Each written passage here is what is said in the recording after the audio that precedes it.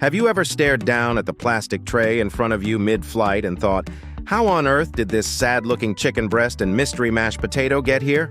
Well, buckle your seatbelts, because the history of airplane food is way more fascinating than you might think. Believe it or not, frozen meals, those convenient dinners we toss into the microwave at home, actually took off. Literally. They were first served at 30,000 feet in the air. Let's rewind and see how airline meals not only fed hungry passengers, but also shaped the future of what we eat on the ground, right here on History of Food.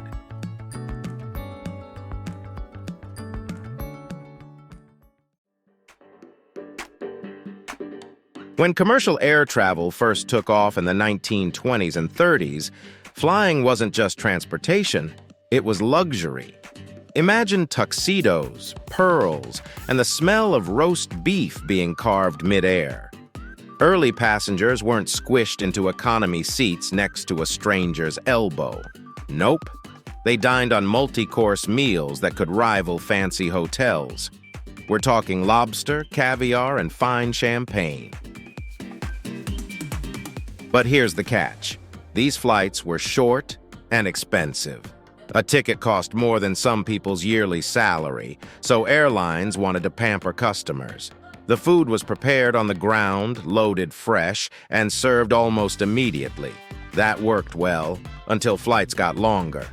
Suddenly, you couldn't exactly load a prime rib and hope it would taste great after sitting around for 12 hours. By the late 1940s, commercial aviation was booming, with bigger planes, more passengers, and longer routes. The problem? Feeding hundreds mid-air without kitchens, ovens, or space. Fresh food spoiled, turbulence made cooking impossible, and storage was tight. The solution? Frozen meals. The 1940s and 50s marked a golden age of U.S. food innovation, as companies adapted wartime ration technology for everyday use. In 1945, Maxon Food Systems introduced the Strato Plate, a frozen tray meal of meat, vegetables, and potatoes designed for easy reheating on airplanes. Pan American World Airways, the famous Pan Am, was among the first airlines to test this out. Suddenly, you could board a plane, and instead of wilting lettuce and soggy sandwiches, you'd get a hot, balanced meal delivered right to your seat. Frozen technology allowed airlines to expand menus and serve more passengers consistently. Frozen meals first took off in the air, but it didn't take long for companies to see the potential at home. In 1953, Swanson faced 260 tons of leftover Thanksgiving turkey and turned it into frozen trays of turkey, peas, stuffing, and sweet potatoes. The result? The TV dinner, an idea born from airplane food that sparked one of the biggest food revolutions of the 20th century.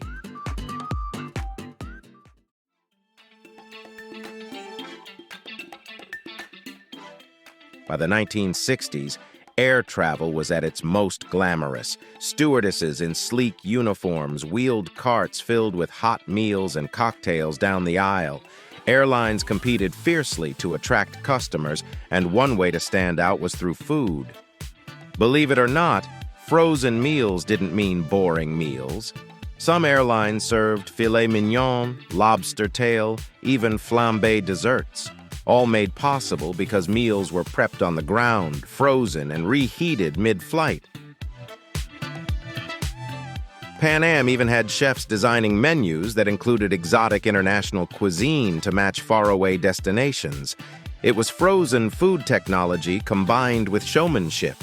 You'd sip martinis while enjoying beef bourguignon, all while cruising over the Atlantic. Try to imagine today's budget airline serving you creme brulee at 35,000 feet. It feels like science fiction. The same frozen meal eaten on the ground might taste completely different in the air. This discovery influenced not just how airlines prepared food, but also how frozen meals were developed for homes. Some of those salty, saucy, extra-seasoned meals you've microwaved? They owe their flavor profile to taste tests done thousands of feet in the sky. So, if airplane food was once innovative and even glamorous, why does it now have a reputation somewhere between meh and inedible? 2 words: cost-cutting. By the 1980s and 90s, deregulation of airlines led to intense competition. Tickets got cheaper, which was great for passengers, but airlines started slashing budgets. Frozen meals gave way to simpler, cheaper options. Out went lobster thermidor. In came shrink-wrapped sandwiches and mystery pasta. Frozen meals were still used, but quality control dipped. Instead of gourmet trays, you got reheated dishes designed for efficiency, not luxury.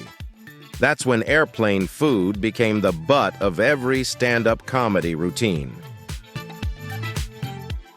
Despite the jokes, frozen airplane meals changed the world of food.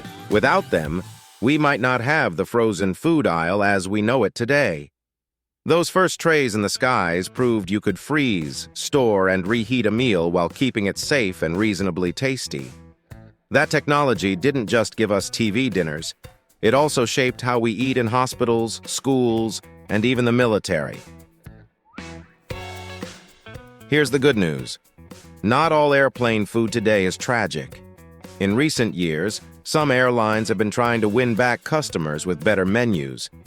You'll now find collaborations with celebrity chefs, locally sourced ingredients, and yes, still plenty of frozen technology behind the scenes. And fun fact, budget airlines often skip free meals, but sell snack boxes. Guess what? Many of those are frozen first, just like the old Strato plates from the 1940s. Some things never change. In other words, without airplane food, you might not have those quick microwave dinners waiting for you after a long day.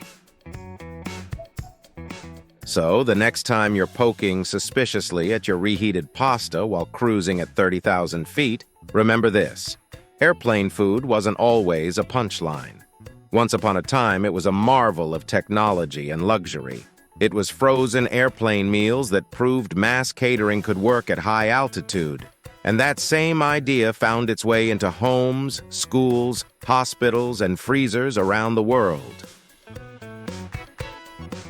If you enjoyed this video, please check out our other bingeable channels. Thank you for watching. If you have suggestions for our next video, feel free to share them in the comments below.